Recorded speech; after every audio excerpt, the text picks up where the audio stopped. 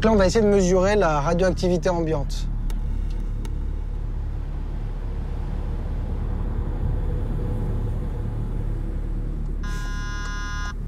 Donc là, on va essayer de mesurer la radioactivité ambiante. À Narbonne, le bruit de fond, c'est-à-dire la normalité. Il est à 43 coups par seconde, 44. On va voir quand on s'approche du site.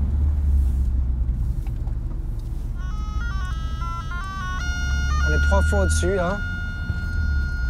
Là, on est à 450 coups par seconde. Là, il y a un monsieur qui passe juste là. Bientôt à 500 coups par seconde. Donc, tout ça, ce sont des fûts radioactifs. Au cours de cette enquête, je ne pensais pas trouver de tels niveaux de radioactivité à Narbonne, autour de la plus grande usine de conversion d'uranium en Europe. Il y a un mec de la sécu au bout. 2400, 2500 coups par seconde.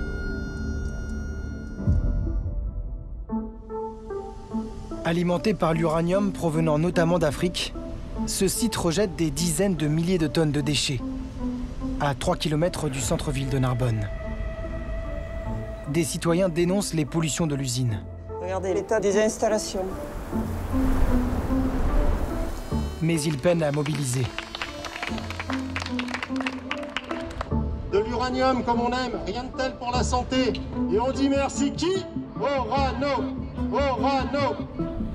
Les dirigeants d'Orano, le nouveau nom d'Areva, rejettent les accusations.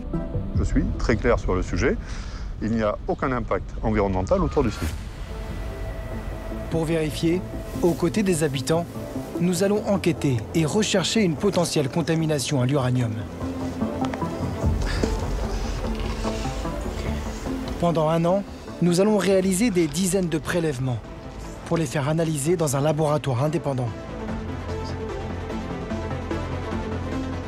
Nous présenterons notre travail aux citoyens qui luttent pour préserver leur environnement et leur santé. Nos résultats feront l'actualité. C'est une usine qui inquiète les riverains dans l'Aude. Ces bassins contiennent des boues nitratées et radioactives. Des associations de riverains se mobilisent. Notre enquête s'invitera même dans le débat politique. Des journalistes de Vert de Rage ont rendu public des mesures effectuées autour du site d'Orano. Vous vous devez de réagir, c'est inacceptable.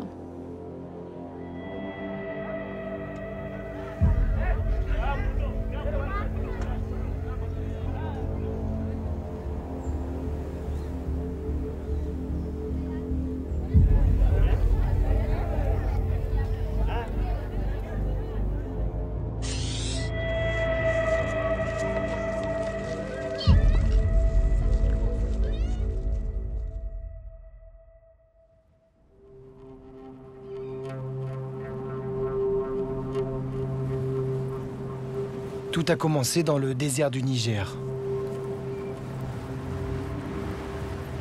Ici débute la route de l'uranium, dans ce pays qui détient parmi les plus grandes réserves au monde.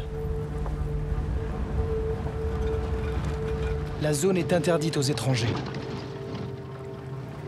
Al-Qaïda et l'État islamique mènent régulièrement des attaques dans la région. Nous avons l'obligation d'être escortés par la garde nationale. 10 soldats qui nous accompagnent pour éviter les prises d'otages.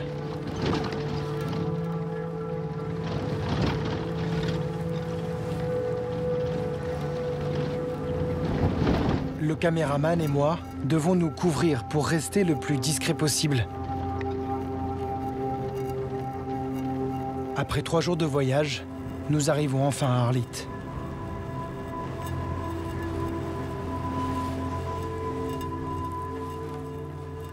La ville est sortie de terre dans les années 70, grâce à ses gisements d'uranium. Elle est bordée par 2 immenses mines, gérées par des filiales de la multinationale française Orano, que tout le monde ici appelle encore Areva. De cet uranium, les habitants d'Arlit n'en aperçoivent que le relief. Ces immenses stériles jaunes, des résidus miniers entreposés à l'air libre. Les poussières, portées par le vent du Sahara, s'engouffrent dans la ville, jusqu'à l'intérieur des habitations.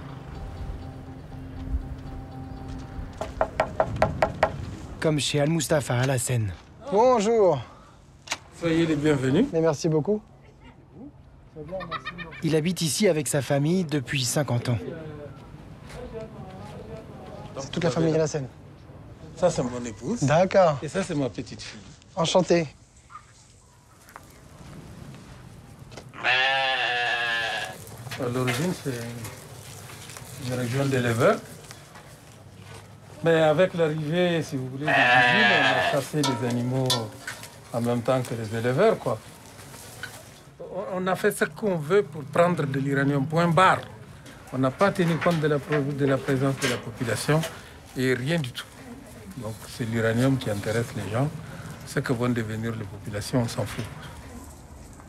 Al-Mustafa Al-Hassen a travaillé pendant 37 ans comme technicien dans la mine d'Arlit. Puis il a créé une association de défense de l'environnement et de la population locale. Inquiet de voir ses collègues mourir de manière prématurée, sans explication.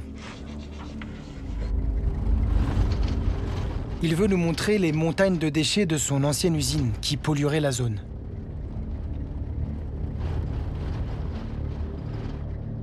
Mais les militaires qui nous escortent nous demandent de rebrousser chemin. Après ce bâtiment, nous entrons en territoire Areva. On ne peut pas aller plus loin, c'est ça?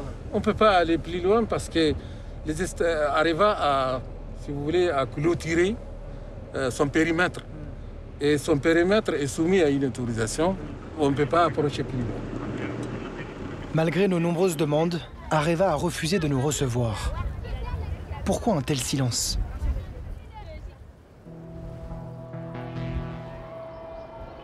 Au fil des années, Al-Mustafa Al-Hassen a tenté d'enquêter sur l'impact environnemental et sanitaire de l'extraction d'uranium. Mais ici, impossible de réaliser des prélèvements scientifiques.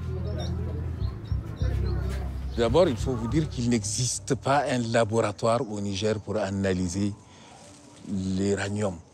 Ça n'existe pas. On n'a même pas de pêcheurs pour faire des analyses. Et encore, on n'a pas de matériel, on n'a pas le savoir-faire, il n'y a rien. Donc vraiment, on ne peut pas le faire. Il n'y a qu'Areva qui le sait. Donc ils gardent les résultats à eux. Et puis en plus, il y a les désastres écologiques qui est lié à l'environnement, la disparition de la faune, de la flore. Et puis de l'autre côté, vous avez aussi tous ces montagnes de résidus d'uranium qui contiennent 80% de la radioactivité, qui ont une durée de vie 4,3 milliards d'années. Donc c'est tout ça là. L'entreprise Areva est-elle responsable de ce que le militant appelle un désastre écologique? Dans la nuit nigérienne, nous rencontrons un salarié du groupe. Il nous remet cette clé USB, mais ne souhaite pas répondre à nos questions par crainte de représailles. Sur ces images internes, tournées par la multinationale, nous découvrons l'ampleur de l'impact environnemental. Le groupe utilise des explosifs pour accéder à l'uranium. Dans la poussière, les mineurs retournent la terre radioactive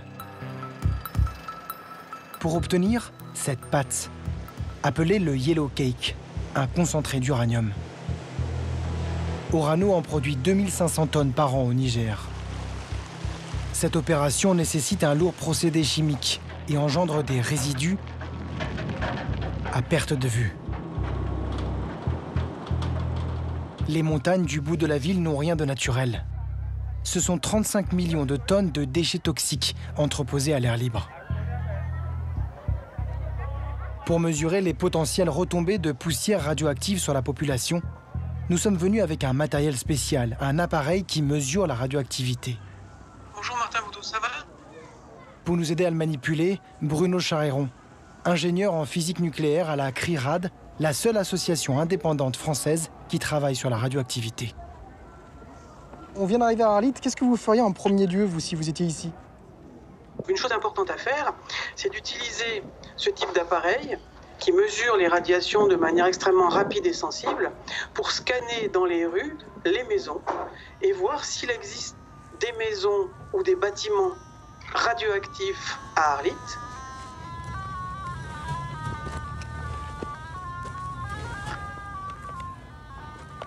150, 160. Très vite, notre compteur s'emballe. Là, je pense que la source, elle vient d'ici, là. Regardez. Al-Mustafa Alassane nous accompagne. Les radiations proviennent de cette école d'apprentissage. Bonjour. Bonjour.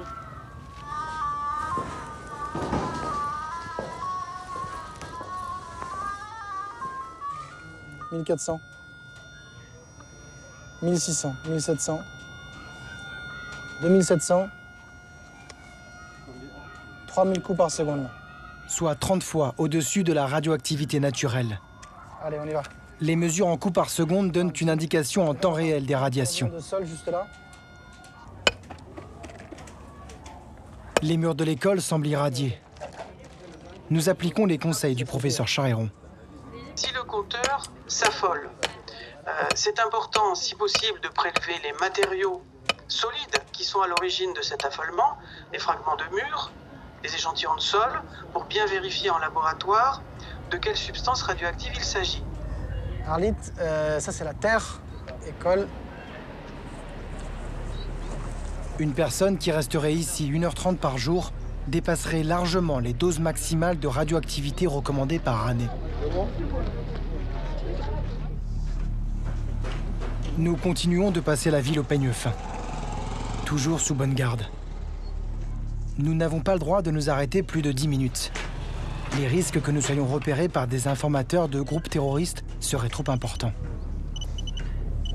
Sur le marché d'Arlit, nous retrouvons cette fois du matériel directement issu des mines d'uranium. En fait, je crois que c'est les rails des flèches. Ah. Des différentes flèches. D'accord, qui étaient dans la mine. Ah. Voilà. Les niveaux de radiation semblent si élevés que nous devons utiliser un autre outil, un compteur Geiger qui mesure les doses de radioactivité par heure et non plus par seconde. Là, on a 9,99 microsieverts par heure, c'est-à-dire qu'on est au maximum que ce que la machine peut absorber. On est largement au-dessus de toutes les normes sanitaires et environnementales. Faut pas trop qu'on reste ici, d'ailleurs. Oui, je suis d'accord avec vous. Ici, la radioactivité est 2 fois plus élevée que dans la zone interdite de Tchernobyl. Des éléments très radioactifs comme ça au milieu d'Arlit, qu'est-ce que ça vous inspire? Je suis choqué. Et c'est ce qui m'amène dans cette livre. Et c'est pourquoi j'ai risqué mon travail, j'ai risqué tout. Je continue à risquer tout parce que ça me choque. Je pense qu'on ne peut pas laisser les enfants et les pauvres femmes innocents dans de tels machins. Et ça, vous savez, c'est destiné à quoi? C'est destiné à une construction d'une maison, voilà, ou d'une école. Ces tiges de ferraille radioactives servent à présent de poutres dans les habitations.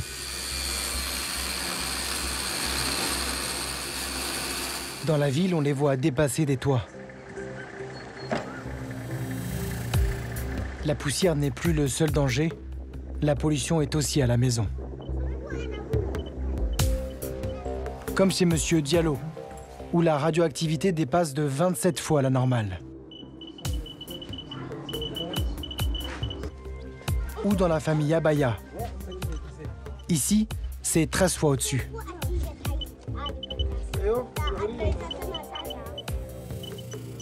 Pire encore, dans cette auberge où vivent des adolescents.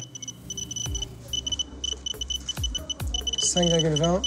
Les niveaux de radioactivité sont 52 fois supérieurs à la normale. Vous êtes au courant qu'il y a des niveaux de radioactivité très élevés ici ou pas? Et ça fait combien de temps que vous vivez ici? C'est 2 ans. Nous mesurons aussi le taux de radon, l'un des gaz les plus toxiques au monde qui émane de l'uranium. Et là, c'est 813, donc on est 8 fois au-dessus. Les résultats dépassent largement les recommandations sanitaires de l'OMS.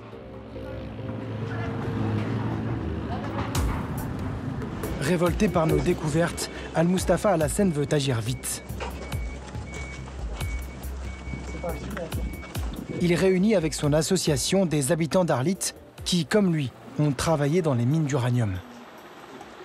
Merci beaucoup. Vraiment, Mungo de Saray, de Kukozo, de Kokaba, de Amsawa, Zouri, Urin de Zami, Kuka. Parce que Kuka n'est Miki.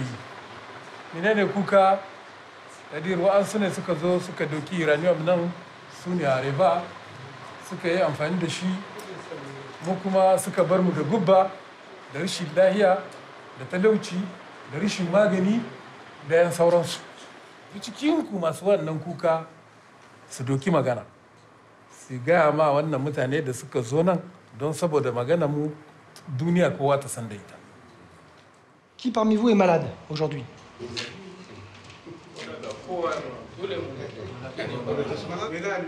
Certains sont hémiplégiques.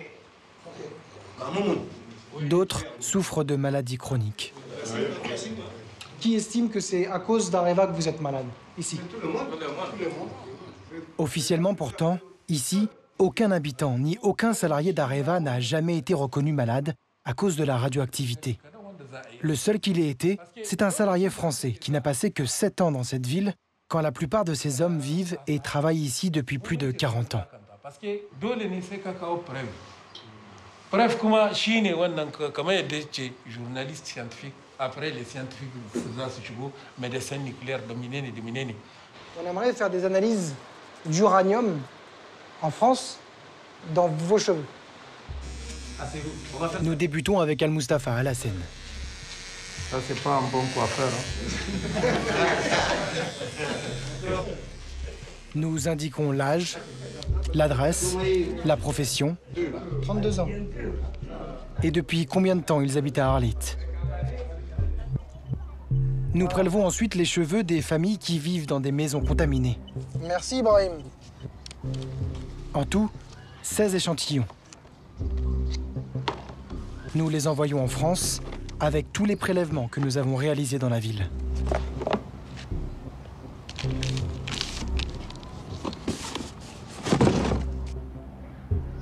En attendant les résultats, une question nous taraude. Comment les autorités locales peuvent-elles accepter une telle pollution radioactive? Serait-ce parce qu'ici, les représentants de l'État nigérien sont eux-mêmes des anciens employés d'Areva? Comme le préfet d'Arlit, Nafata Mayaldou, 34 ans d'ancienneté au sein de la multinationale française. Est-ce qu'on peut être préfet indépendant quand on a travaillé 34 ans pour Areva, qui est l'entreprise principale d'Arlit, qui a créé Arlit? Est-ce que vous pouvez encore être indépendant et sans conflit d'intérêt? Mais moi, je ne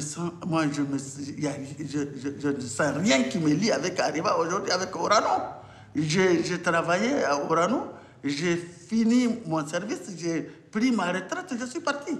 Qu'est-ce que vous répondez aux personnes qui se plaignent des impacts de la pollution d'Areva à Arlit? En fait, quand ils le disent, ils n'ont pas tort. Quand il y a une exploitation de quelque nature que ça soit, ça a un impact sur la nature. Donc vous êtes au courant de ça? Bien sûr, bien sûr. C'est pas un secret. Et ça, c'est quand même les conséquences de l'exploitation de l'uranium. Si on ne veut pas ça, on n'a qu'à arrêter d'exploiter l'uranium. Mais tant qu'on exploite de l'uranium, il y aura de la poussière. C'est comme ça. La franchise du préfet est désarmante. Les habitants d'Arlit seraient donc condamnés à vivre dans la poussière radioactive et dans des maisons contaminées, dangereuses pour la santé. Nous quittons la région pour la capitale, Niamey. C'est là que nous rencontrerons les dirigeants d'Areva qui exploitent l'uranium du Niger. Pour les trouver, c'est simple. Leurs bureaux sont juste en face du ministère des Mines. À force d'insister, le directeur de la filiale d'Areva, ou plutôt Orano de son nouveau nom, finit par accepter un entretien. Martin Boudot, France 5, vous allez bien? Enchanté, merci. Merci de nous recevoir. Bienvenue. Moussa Soulé connaît bien le sujet. Il travaille pour le groupe depuis plus de 30 ans. Il a notamment mis sur pied un dispositif pour repérer et traiter les zones les plus radioactives de la ville d'Arlit.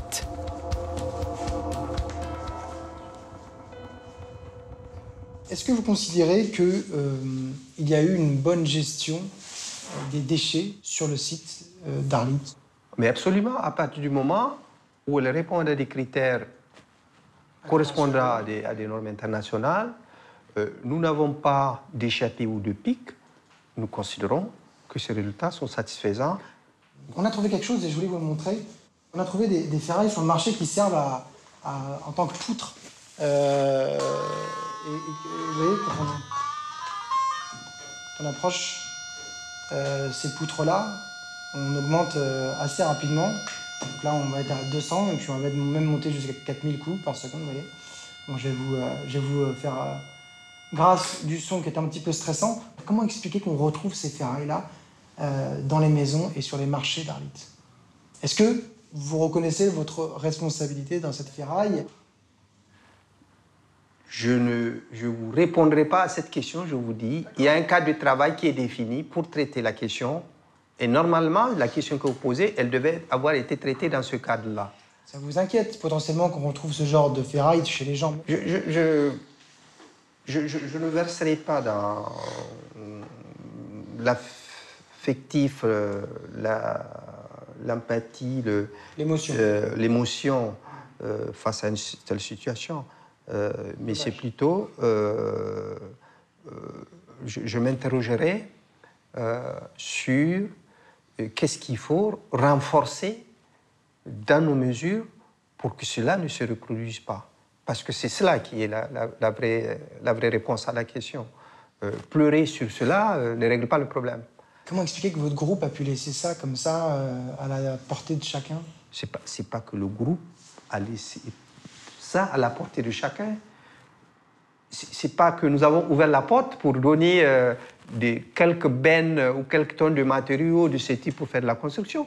C'est arrivé souvent malgré nos dispositifs. Nous lui présentons nos résultats de mesures de radioactivité dans les maisons, l'auberge, l'école et même dans la rue. Il y a quelques petites failles, mais le dispositif, lui, la mesure en place, elle reste bonne et le mode de gestion, il reste bon. Des petites failles. Difficiles à entendre pour la population qui vit cette pollution radioactive au quotidien. À Arlit, Al-Mustafa Alassane ne veut plus se contenter de ses discours officiels. Il veut mobiliser bien au-delà des frontières du Niger. Bonjour à vous.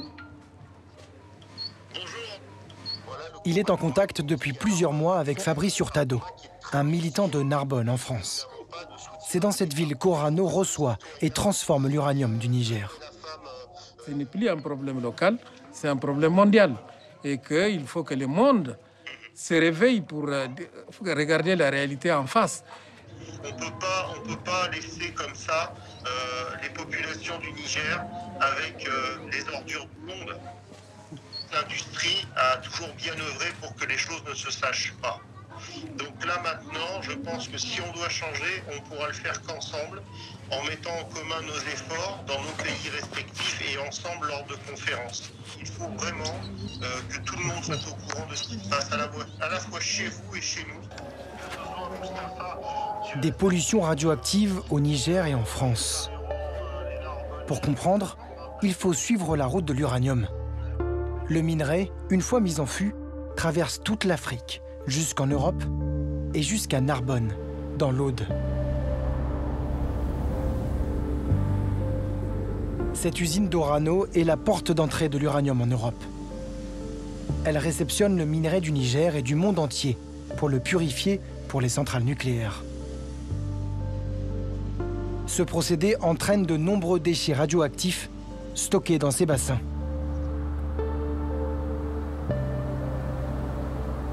Nous retrouvons Fabrice Hurtado, le militant français en contact avec Al-Mustafa Alassane. Effectivement, c'est impressionnant quand même. Et c'est la proximité. Cette proximité, elle est flagrante avec la ville. Et les habitations. Parce que là, tout autour, c'est Narbonne, le château là. Oui, qu'on oui, voit, là, derrière. c'est Narbonne. Il y a des familles qui vivent là. Ouais.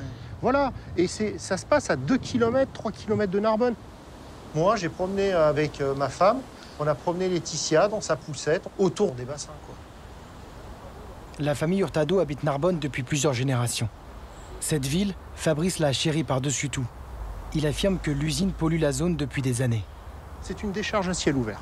C'est une décharge à ciel ouvert qui se mélange avec notre viticulture, avec notre patrimoine environnemental. Il y a combien de déchets aujourd'hui ici entreposés? Orano donc, aurait à peu près entre 300 000 et 400 000 mètres cubes de résidus d'effluents radioactifs à traiter dans les 40 ans à venir. À quelques mètres des vignobles narbonnais, ce site d'Orano serait, d'après le militant, la plus grande poubelle radioactive à ciel ouvert d'Europe. Pour en mesurer l'impact, Fabrice Hurtado nous conseille d'aller rencontrer les voisins les plus proches de l'usine, comme la famille Serre, dont la maison est à une centaine de mètres du complexe de la multinationale. Vous avez des bassins historiques donc, qui sont classés en INB. Installation nucléaire de base. Voilà, le B1 et le B2. Où s'arrête la pollution. Voilà. Voilà, parce que nous, on a ça là, voilà. Pour nous protéger. Donc, voilà. Et la haie de cyprès. Voilà. Le couple a pris l'habitude de filmer les bassins de déchets radioactifs de son encombrant voisin, celui du fond du jardin.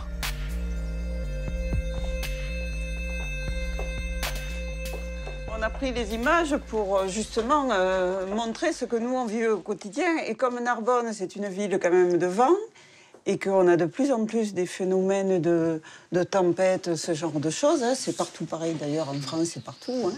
Et donc, jour de tempête, voilà le genre d'embruns qui contiennent donc ces fameux radionucléides artificiels qui s'envolent sur les terres à côté et sur la ville de Narbonne, puisque Narbonne est juste dans le sens du vent.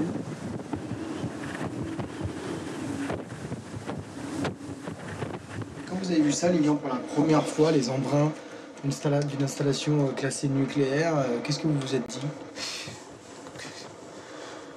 Qu'est-ce qu'on peut se dire? Qu'on en prend plein la pipe, qu'on ne sait pas, qu'on ne nous dit pas, qu'on nous prend pour des imbéciles, que c'est scandaleux. Regardez, voyez l'état des installations. Le couple a posté ces images en ligne, mais dans la région, l'omerta prévaut. On ne se fâche pas avec Orano. Les Narbonnais, volontairement, font la politique de l'autruche. Hein. Orano, vous savez, ça paye énormément de taxes à la ville. Donc, à la limite, Narbonne s'est construit avec les impôts de Orano. Donc on touche non, pas. On le voit. Mais nous, on a des amis Narbonnais, tout ça. C'est un sujet un peu tabou. Hein. Mais il y en a eu plusieurs tempêtes, on ne filme pas. À quel point l'usine pollue-t-elle ? À la lisière de la propriété des Serres, nous prélevons des branches de cyprès et de l'écorce de frêne, potentiellement exposées aux embruns radioactifs. On va faire analyser aussi au cas où. Hop. D'ici, nous apercevons ces cavaliers en balade, juste devant l'usine de transformation d'uranium. Nous suivons leur piste jusqu'au centre équestre. Thierry Kentilla s'est installé ici il y a 14 ans. Combien de chevaux vous avez ici, vous m'avez dit? 54, 55. Bon. J'ai un moment que je ne les ai pas comptés, donc...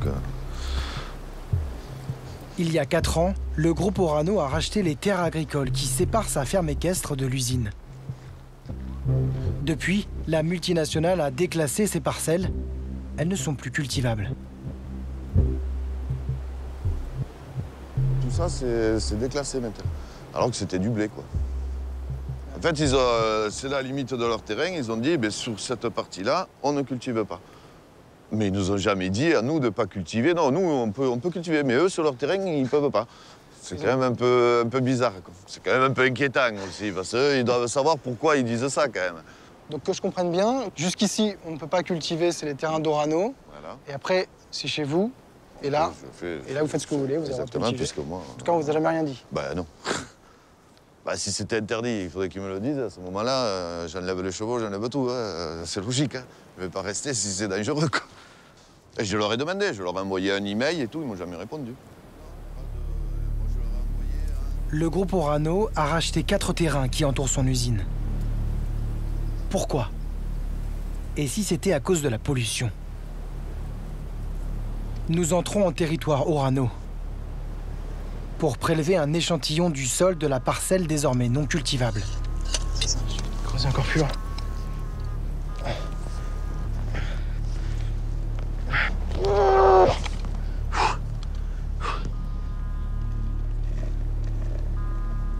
Nous en profitons aussi pour prendre un échantillon d'eau près des rejets de l'usine. Le site de transformation d'uranium déverse ses résidus dans ce canal qui traverse Narbonne puis finit sa course dans la Méditerranée. Avant de quitter la zone, nous voulons réaliser des mesures de radioactivité. On s'approche du site, ça augmente. On est à 100 coups par seconde. On est 3 fois au-dessus, là. Là, on est à 450 coups par seconde. Là, il y a un monsieur qui passe juste là. Bientôt à 500 coups par seconde. Donc, tout ça sont des flux radioactifs. 1100 coups par seconde, 1200 coups par seconde, 1300. 1400 coups par seconde. 1500, 1600. Il y a un mec de la sécu au bout. 2300, 2400, 2500 coups par seconde. Notre présence de plus en plus proche alerte la sécurité de l'usine. Tourne ici. Reste là. Bonjour. Vous êtes de la sécurité du site? Ouais, voilà, exactement. Tout ça, normalement, c'est du domaine du privé. D'accord. Donc on peut pas y accéder, nous? Normalement, vous pouvez pas aller plus loin. La route appartient également au site qui est là. Ah, on peut pas repartir par là? Vous pouvez pas parce que tout ça, ça a été privé. Mais justement, savoir, vous, si... Moi, je peux vous dire. Non, moi, je suis non, on est des journalistes. France Télévisions, France 5. Non, je peux vous laisser ma... Donc si jamais ils décident de passer un coup de taille à France 5, ils pourront dire oui, on a une équipe. Absolument. Nous ne pourrons pas réaliser d'autres prélèvements. Nous apportons ceux que nous avons déjà à la CRIRAD, l'association indépendante qui travaille sur la radioactivité. Bruno Charéron est l'ingénieur en physique nucléaire qui nous a aidés au Niger pour les mesures. Par sécurité, il veut vérifier que nous ne sommes pas contaminés par les embruns du site de Narbonne. Là, vont être une source radioactive ambulante, c'est pas le cas. C'est pas le cas, je suis pas radioactif. Voilà. Avec un carotteur, j'ai prélevé du sol d'une terre agricole qui un peu produisait du blé. Ici, c'est de l'écorce de frêne au même endroit. Le scientifique commence par géolocaliser les prélèvements. Alors, écorce de frêne, H1, c'est là. Absolument. Qu'est-ce qu'on va rechercher en priorité? Évidemment, l'uranium. C'est un élément qui est particulièrement radiotoxique puisqu'il émet en se désintégrant des particules alpha qui sont les plus puissantes et les plus dangereuses en cas d'inhalation et d'ingestion. Puisque, une fois qu'on l'a inhalé et ou ingéré, il va finalement se retrouver dans pratiquement l'ensemble des organes du corps humain et donc pouvoir irradier pendant longtemps les cellules de toute une série d'organes, ce qui va créer des effets sur la santé qui sont multiples. Système digestif, système rénal, fonction cérébrale et autres. Bruno Charéron devrait nous fournir les premiers résultats de ces prélèvements et de ceux du Niger d'ici 2 mois.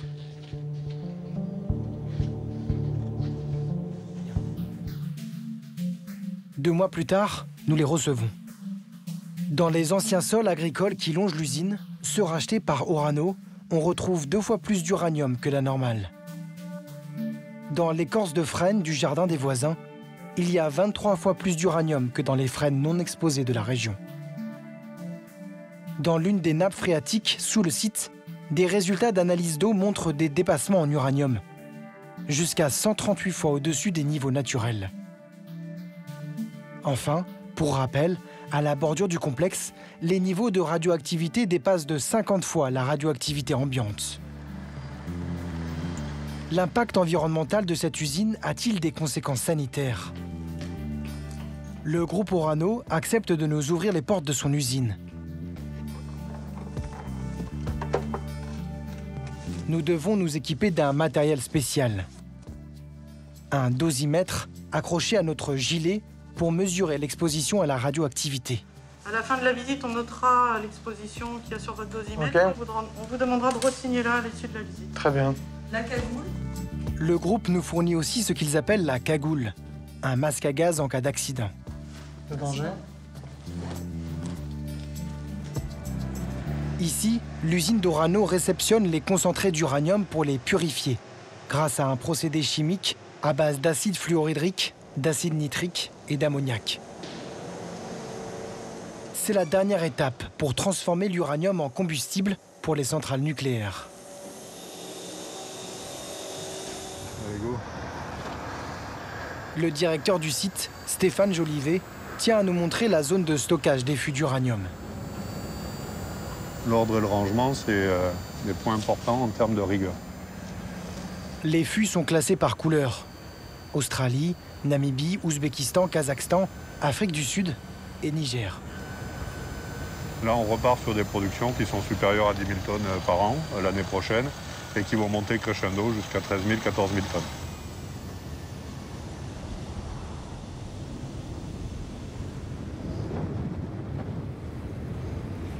Là, on a 4. Faut pas trop qu'on s'approche ou pas? Faut éviter. Ouais, plus on s'éloigne, mieux c'est, parce que là, on est à 4, donc on est quasiment 40 fois au-dessus, donc on va peut-être effectivement pas trop s'approcher. Ceux-là, ils viennent d'où en particulier, monsieur? Ceux-là, spécifiquement, ils viennent du Niger. Du Niger, c'est ça. Oui, on voit effectivement Arlit, Niger, Arlit, c'est ça. C'est ça. Juste là. On est vraiment à l'entrée du procédé, avant les premières opérations de dissolution. Sur les entrepôts de fûts, est-ce que ça a un impact sur l'environnement ici? Alors là, je vais être très clair. Ce site n'a aucun impact sanitaire sur son environnement et n'a aucun impact sanitaire sur le personnel qui y travaille et sur les riverains. Nous, on a fait des mesures, vous savez, il y a quelques temps, à la limite du site. Allez, à Narbonne, on est à 50 coups par seconde. Là, on était à 2500 coups par seconde, soit 50 fois au-dessus. Pourquoi on ne peut pas imaginer, vraiment, c'est une question vraiment naïve, ces fûts-là, de les couvrir pour peut-être rejeter, pour qu'il y ait vraiment un impact sur la rue, sur la clôture? La question est absolument pas naïve et c'est une bonne question. Aujourd'hui, nos concentrés miniers, si vous voulez, on les organise de façon à ce que la dosimétrie en clôture respecte la réglementation. Voilà. Donc c'est pour ça qu'on a ouvert cette zone. C'est pour ça qu'on réorganise en permanence nos parcs de concentrés de façon à respecter la réglementation. Oui, on réorganise nos parcs de façon à ce que la dosimétrie soit la plus faible possible. Le directeur s'approche des bassins dans lesquels sont déversés les rejets de l'usine. Qu'en est-il de l'impact environnemental? L'impact environnemental du site, il n'y a aucun impact environnemental autour du site. Là, c'est pareil, je suis très clair sur le sujet. Mais pourtant, il y a des analyses qui ont été réalisées, par exemple, au niveau des nappes phréatiques. Là, sur certains points, comme le point S56 ou même d'autres, on atteint 1,38 mg, soit 138 fois au-dessus. Bon, je termine avec cette question-là, puisqu'on a réalisé des prélèvements. Voilà, vous voyez les chiffres, là, 18,6 mg de kilogramme d'uranium dans les arbres qui sont à côté ici. Comment on explique une telle différence? De toute manière, toutes les activités industrielles, forcément, ont une empreinte. Le problème, c'est pas d'avoir une empreinte. Encore une fois, je vous le dis et je vous le répète, on est très en dessous des valeurs seuil qui sont fixées dans notre arrêté préfectoral. Le sujet, c'est quel est l'impact sanitaire? Et moi, je vais vous donner la réponse. Il n'y a aucun impact sanitaire. Aucun impact sanitaire du site. Comment on est certain? Parce que est-ce que vous avez déjà réalisé des prélèvements, je ne sais pas moi, d'urine, de sang, de cheveux, des voisins? Est-ce que c'est quelque chose que vous avez déjà, vous, engagé ou voulu engager aux côtés des autorités, par exemple? Sur le site de Malvézy, on a une politique qui est très axée sur la prévention des risques. Que ça soit au travers de formation, que ça soit au travers des équipements de protection individuelle pour nos salariés, et que ça soit aussi au niveau d'un système de santé qui est très exigeant et pour lequel on fait 2 visites médicales par an pour nos salariés. Moi, j'ai rien à cacher sur ce site, et encore une fois, ce sera ma conclusion, ce site, il n'a aucun impact environnemental et ni aucun impact sanitaire. Cette conclusion, ces certitudes du groupe Orano, certains Narbonnais n'y croient plus. Dans le centre de la ville, nous retrouvons Fabrice Hurtado. Vous attendez beaucoup de monde? Il a convié le scientifique Bruno Charéron de la CRIRAD, qui a analysé nos prélèvements. C'est pas mal, c'est énorme. Ils organisent ensemble une conférence pour présenter nos résultats. 70 personnes ont fait le déplacement. La presse couvre l'événement.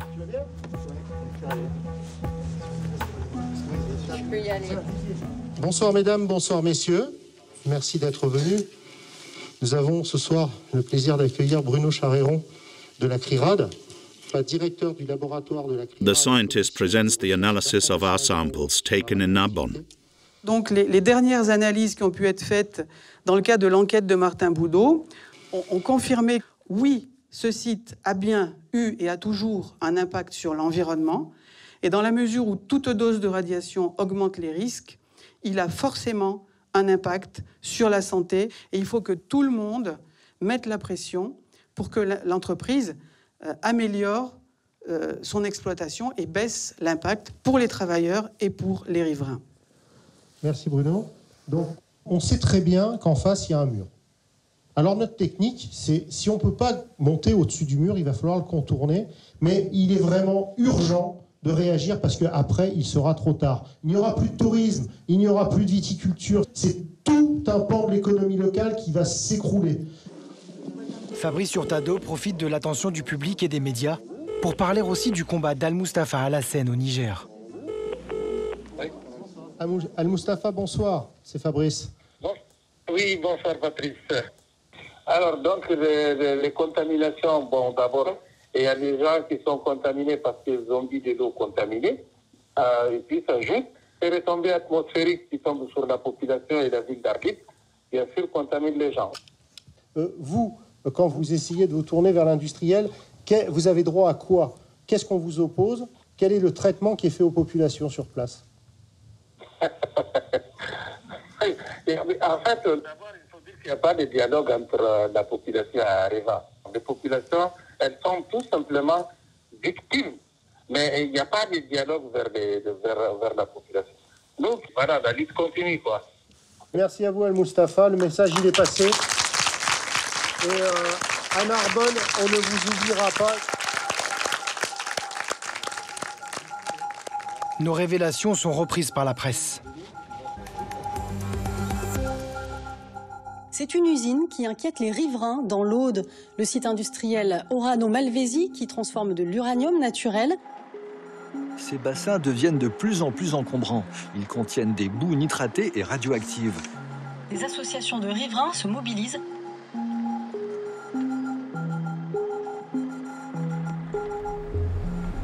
Notre enquête suscite aussi l'attention des pouvoirs publics.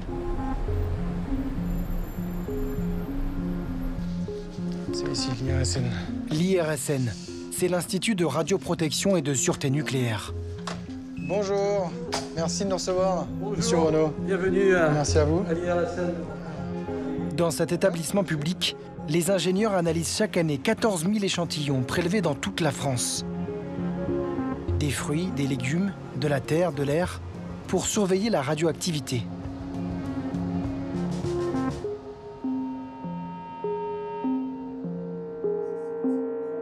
Philippe Renaud est le spécialiste de l'uranium dans l'environnement. Il a déjà réalisé des dizaines de prélèvements autour du site d'Orano à Narbonne. Nous lui transmettons nos résultats.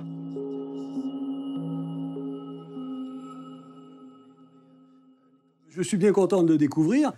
Est-ce que ça vous étonne? Non, non, c'est pas du tout étonnant que dans du bois qui en fait a enregistré les rejets annuellement successifs, on se retrouve avec ces ordres de grandeur. Bien sûr. Orano me dit et rassure aussi la population en disant qu'ils n'ont pas d'impact sur l'environnement. Qu'est-ce que ça vous inspire, cette phrase-là? Est-ce qu'elle est... Alors, on peut pas dire qu'il n'y a pas d'impact, puisqu'il y a un impact et on le voit.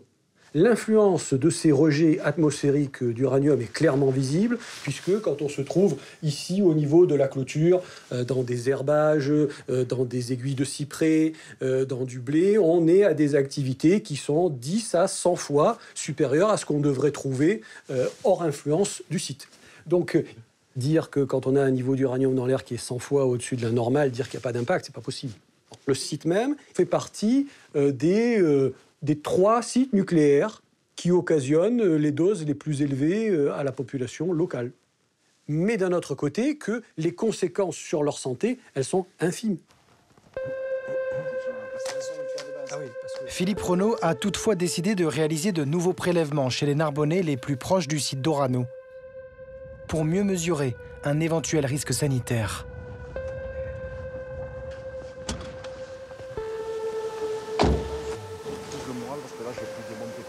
Et bonjour, Madame Serre, Monsieur Serre. Enchanté. On se serre par la main. Nous le retrouvons chez la famille Serre, que nous avions rencontré au début de notre enquête. Il vient brancher un préleveur d'air dans le jardin. On l'installe ici parce que ce qui transporte les rejets atmosphériques notamment les rejets d'uranium de l'usine de Malvézy, c'est le vent. Et quand on regarde la rose des vents, c'est-à-dire d'où vient le vent, on s'aperçoit qu'il vient de l'autre côté. Donc, il amène jusqu'ici les poussières radioactives. Lilian, pourquoi vous avez accepté cette expérimentation? C'est pour la transparence, c'est pour savoir quel air nous respirons. Parce que depuis plus de 20 ans que nous sommes là, c'est l'inconnu. On a été de surprise en surprise en apprenant certaines choses, certaines vérités. Donc là, au moins, on sera clairement fixé par des personnes compétentes en la matière. La campagne de prélèvement devrait durer au moins 1 an. À Narbonne, mesdames et messieurs, bonsoir.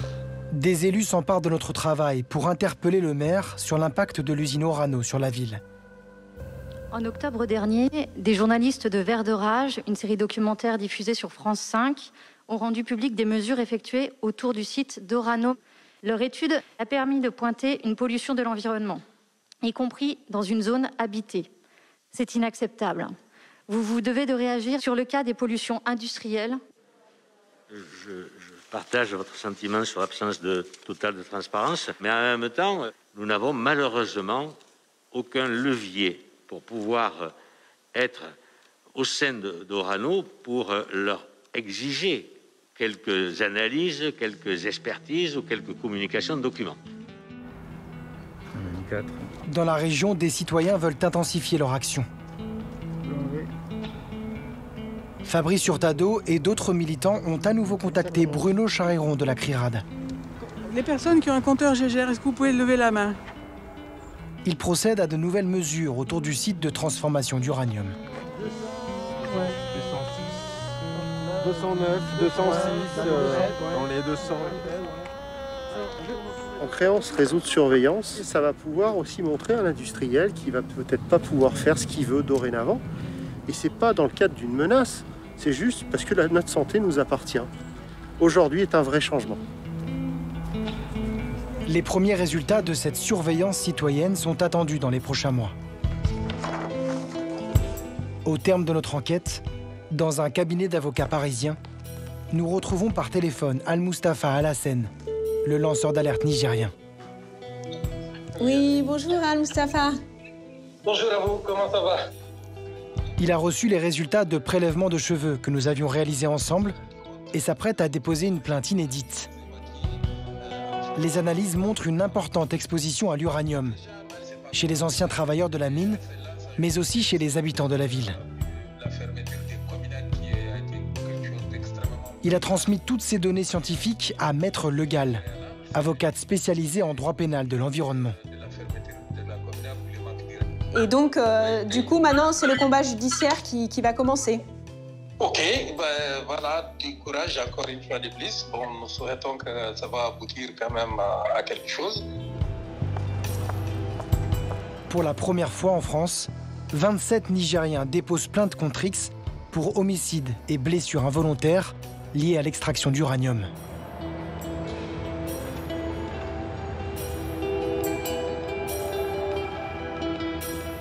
D'un bout à l'autre de la chaîne de l'uranium, le vent de la colère traverse les frontières.